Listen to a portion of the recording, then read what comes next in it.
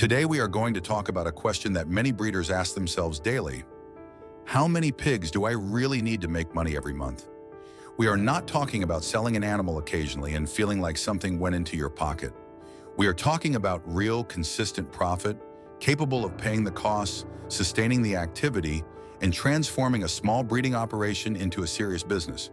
This doubt arises both in those who are just starting out and in those who already have animals, work hard, buy feed, clean the facilities, and take care of health. But at the end of the month, look at the accounts and feel that the effort does not translate into the expected result. That is why it is so important to look at pig farming calmly, with numbers and with a business mindset. The answer is not as simple as many would have you believe. If someone promises you a magic number without knowing your reality, your costs, your region, your way of selling, and your management capacity, that person is not being honest with you. The number of pigs you need depends on several factors, and each of them can change your final profit. When you ask how many pigs it takes to make a profit, you are actually asking about economic viability. You are asking how much it costs to produce each animal, how much margin is left after paying for the piglet, feed, medications, vaccines, water, energy, labor, and infrastructure. You are also asking if you sell well or if you hand over most of your profit to middlemen. Pig farming can make money, but only when it is understood as a complete business. It is not enough to just raise animals. It is not enough to have many full pens. There are breeders with many pigs who lose money because they do not control their costs, and there are smaller producers who make money every month because they work efficiently, sell better, and know exactly what is happening inside their farm. In Brazil, pork holds an important place. The country is among the world's largest producers and exporters, and consumption continues to grow because more and more people value this protein. The market exists, the demand exists, and the opportunities also exist. But here a difficult truth emerges. Many small breeders do not fail due to a lack of market. They fail because they never treated their breeding operation as a business. Think about it for a moment. Every pig that enters your property already enters generating an obligation. It needs food, space, clean water, healthcare, and time. If you do not know how much it costs to maintain it until it reaches market weight, how can you know if you are really making money? If you do not track your expenses, you can confuse cash flow with profit, and that confusion destroys many businesses before they can grow. Therefore, before talking about whether you need 10, 20, 60, or 80 pigs, you need to understand one thing. Profit is not born at the end when you sell the animal. Profit starts from the very first decision, when you buy well, feed smartly, avoid waste, keep the animals healthy, and choose the best sales channel. So I ask you, does your pig farming operation today function as a business or just as an activity that consumes your time? In the next part, we will dive into the real costs, because that is where many discover why they work so hard and earn so little. Now we are going to get into the part that many breeders prefer to avoid, but which decides whether the farm makes money or barely survives, the real costs. Because raising pigs is not just buying a piglet, feeding it, and waiting for the day of sale. Every animal you have on the property consumes resources every day, and if you do not know those numbers, your business is operating in the dark. The first cost is the piglet, whether bought in the market or produced within your own farm. A weaned piglet can cost between 100 and 200 reais, depending on genetics, region, and health quality. It seems like a small amount at first, but that animal needs months of feeding, care, and management until it reaches market weight. Then comes the heaviest expense: feed. A pig from birth to slaughter consumes on average between 160 and 200 kilos of feed. Here lies the heart of the swine business, because feed represents approximately 70 to 80% of the total production cost. That means if you do not control the feeding, you do not control the business. An animal destined for fattening usually stays for about 4 to 5 months until it reaches slaughter weight, which is normally between 110 and 130 kilos of live weight. During that period, if you buy commercial feed, you can spend between 700 and 900 reais per pig just on food. Do you realize what that means?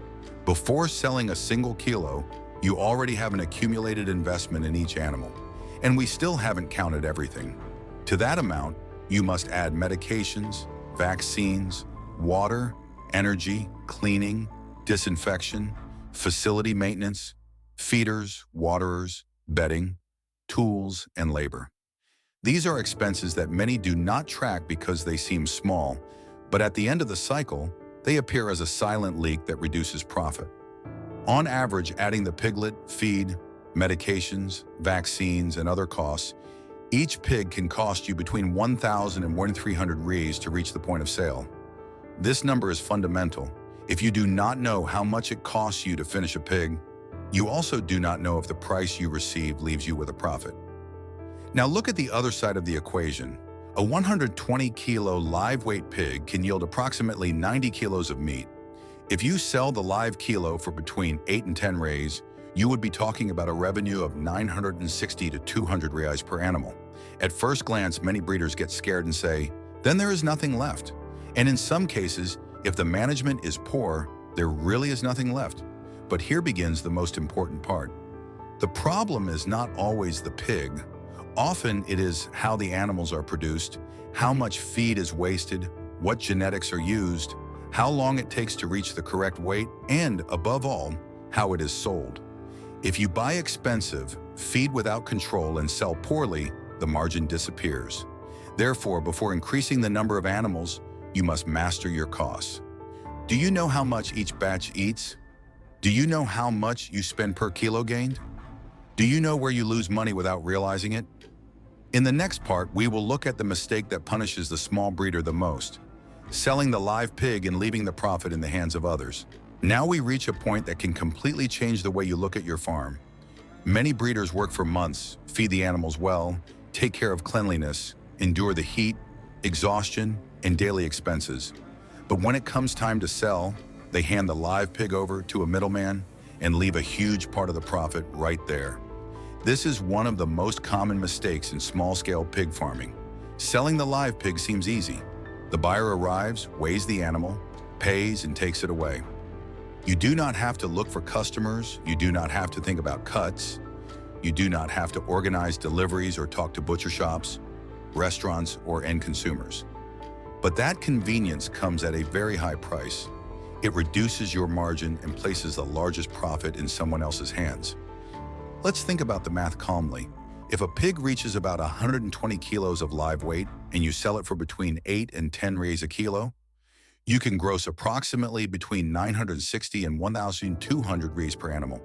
But if producing that pig costs you between 1,000 and 1,300 reais, your margin can be very small and even disappear if there was feed waste, disease, delayed growth, or a lower selling price. That is why many breeders say the activity does not pay off. However, the problem is not always in raising pigs. Often it is in selling them in the least profitable way. When you sell to the middleman, he buys your animal cheaply, slaughters it, separates the cuts, and sells each part for much more value. In other words, you did the heavy lifting of producing, but someone else captures the best part of the business. The story changes when you learn to sell directly or add value. If you manage to sell to butcher shops, restaurants, steakhouses, or trusted consumers, you no longer depend so much on the price imposed by the live pig buyer. And if you also process the meat into cuts or products like sausage, bacon, pork belly, or pork rinds, you can multiply your profit by 2, 3, or even 4 times. A 120-kilo pig can yield around 90 kilos of meat. That volume, sold in cuts, has a much higher value than the live animal. A kilo of ham can be sold for between 20 and 25 reais in retail. Ribs can be between 15 and 20 reais. The loin can reach between 25 and 35 reais. Even after deducting the costs of slaughter, processing, packaging, transportation, and labor, the final margin can be much higher. Here is the question every breeder must ask themselves. Do I want to be just a raw material producer, or do I want to participate in the most profitable part of the chain? Because it is not just about raising more animals. It is about selling what you already produce better. Of course, selling directly requires organization, legality, trust, and consistent quality. It is not simply slaughtering and offering meat without planning, but if you build sales channels, provide good service, deliver a quality product, and maintain regularity, your farm stops depending on a single buyer. That change can be the difference between surviving in fear and growing securely. In the next part, we will answer with clear numbers how many pigs you need depending on the sales model you choose. Now let's answer the question with clear numbers. How many pigs do you need to make a real profit every month?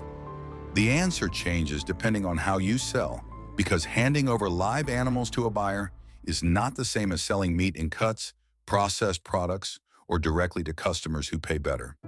If your model is selling live pigs, you must work with a narrower margin.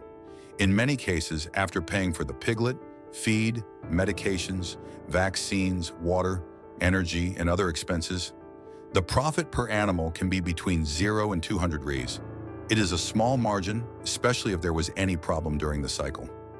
A batch that takes longer to gain weight, feed waste, or a disease can turn a seemingly profitable operation into a tight budget.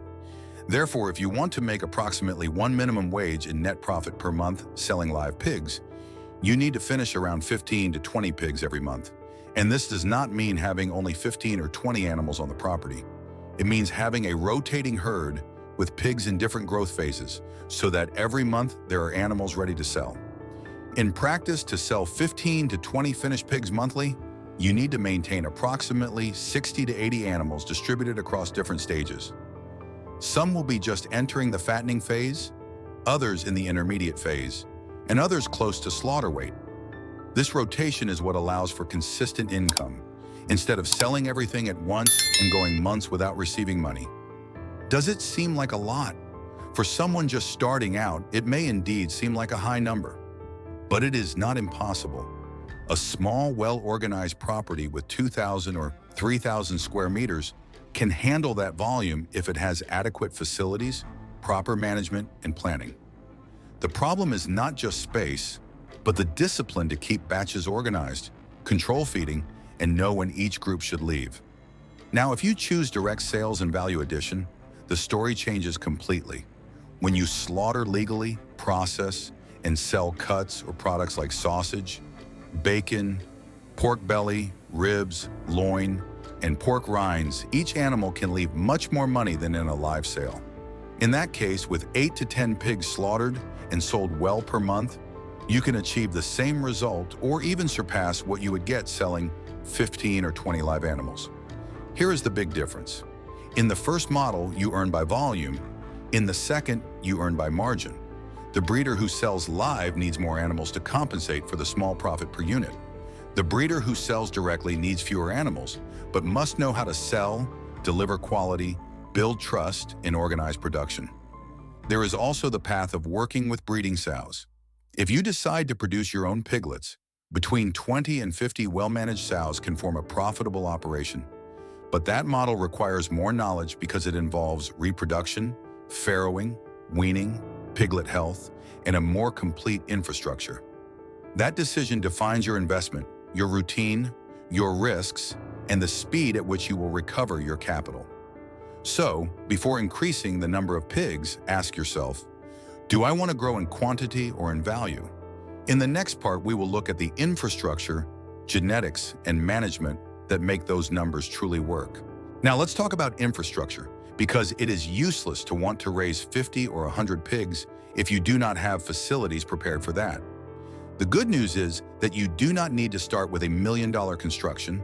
For a well-managed fattening system, a functional pig pen should offer approximately 1 square meter per animal. If you work with 20 pigs in one phase, you need about 20 square meters of pen space. But since production must operate in rotation with batches of different ages, it is normal to multiply that space by 3 or 4 areas. When you add up the pens, the handling alley, the feed storage, the circulation area, the waterers, the feeders, and the space to work comfortably, a structure of about 200 square meters already allows for a small, organized, and efficient operation. It is not the size that makes the farm profitable, but the way each meter is used. A basic yet functional structure for 20 finishing pigs can require an approximate investment of 15,000 to 25,000 rees if you do a good part of the work yourself. That amount includes fencing, proper flooring, roofing, feeders, and waterers. It seems like a hefty sum for someone starting out, but when there is a margin in regular sales, the return can come in 12 to 15 months selling live animals. If you add value with cuts or processed products, that time frame can drop to 6 or 8 months. But remember something important. Profit does not come from having many pigs. It comes from raising pigs efficiently. I have seen poorly managed farms with 300 animals lose money, while others with 50 well-managed pigs made a profit every month. The difference lies in genetics, feeding, health, and cost control. Genetics completely change the equation. A pig from a good bloodline converts feed into meat better. While a common animal may need 3 kilos of feed to gain 1 kilo of weight, one with improved genetics can do it with 2.5 kilos or less. In a herd of 100 animals, that difference means tons of feed saved per cycle and thousands of reais protected in your pocket. And since feed is the biggest expense, you must be smart. Buying commercial feed is practical but expensive. If you have the space and knowledge, you can produce your own mix with corn, soybean meal, a vitamin-mineral premix, and other ingredients, always respecting the correct formulation for each phase. You can also buy in bulk with other breeders and negotiate better prices with suppliers. Another strategy is to use co-products in alternative feeds, such as bakery waste, whey, cassava, pumpkin, or sweet potato, in appropriate proportions. Used well, they can reduce commercial feed expenses by up to 30%. Used poorly, they can hinder growth, which is why knowledge is indispensable. Health also decides the outcome. Vaccination, deworming, cleaning, and disinfection are not useless expenses. They are an investment. An outbreak of diarrhea or respiratory disease can destroy the profit of an entire batch. A healthy pig gains weight sooner, eats better, and reaches slaughter at the right time. Before growing, ask yourself if your facilities, your genetics, and your health management are prepared to sustain more animals without losing real efficiency every day. In the next part, we will see how to scale without losing control of the business. We have reached the point where many get excited and also where many make mistakes. Scaling. The question is not just how many pigs you can have, but how many you can manage well. It is better to start with 20 precisely cared for animals than to jump into 100 pigs without control, without records, and without enough experience. Pig farming rarely forgives the mistakes of those who grow before they learn. If you already have experience and want a larger operation, working with breeding sows can change the structure of the business. Starting with 50 well-managed sows, you can build an operation capable of supporting a family. A productive sow can generate between 22 and 26 piglets a year. With 50 sows, we are talking about approximately 1,000 to 1,300 piglets annually. If you finish those animals and achieve a conservative margin of 300 reais per head, you can reach between 300,000 and 400,000 reais in annual gross profit. But do not confuse those numbers with easy money. Working with breeding stock requires another level. You have to understand reproduction, farrowing, weaning, the nursery phase, piglet health, and genetics. You also need a more complete structure and a more demanding routine. The advantage is clear. Producing your own piglets reduces a significant cost and gives you greater control over the herd's health and genetic quality. Now comes a phrase that decides whether the business breathes or drowns: cash flow. Many breeders do not go bankrupt because the operation is unprofitable. They go bankrupt because they spend money every month and only receive money when they sell. If you do not have batches in different phases, there will be months with income and months of pressure. The solution is to plan rotations so that there are always animals close to the point of sale. You must also diversify. Selling only live pigs leaves you dependent on the market. You can sell piglets, processed meat, cuts, sausages, and even manure as organic fertilizer. Each extra income source reduces risk and strengthens the farm. And do not forget to sell well. Build relationships with butcher shops, restaurants, steakhouses, and local clients. Quality, punctual delivery, and a fair price create loyal buyers. Operating legally also matters. Working formally opens doors, allows you to sell to larger markets, issue invoices, access programs, and gain credibility. Yes, it has costs, but it limits your growth less. Simple technology also helps. Automatic feeders reduce waste, misting systems improve thermal comfort, and a scale reveals weight problems before it's too late. Do not try to do it all alone if the farm grows too much. One person can manage around 50 finishing pigs part-time or care for between 100 and 150 animals with more dedication. But above that, help becomes necessary. Furthermore, write everything down: feed consumption, weight, medications, sales, clients, and margins. Without data, you decide by intuition. With data, you improve. So ask yourself before growing, can your farm support more animals without losing control, health, margins, and peace of mind every single month? That answer is worth more than any magic number. Finally, keep a reserve for unforeseen events. Diseases, feed price hikes, broken equipment, or late-paying clients can appear. Having at least 3 months of operating costs gives you breathing room. Pig farming is not easy, but with planning, efficiency, and business vision, it can transform a small farm into a prosperous and sustainable source of income. If this content helped you, leave a comment, share it with another breeder, and join us in the next video.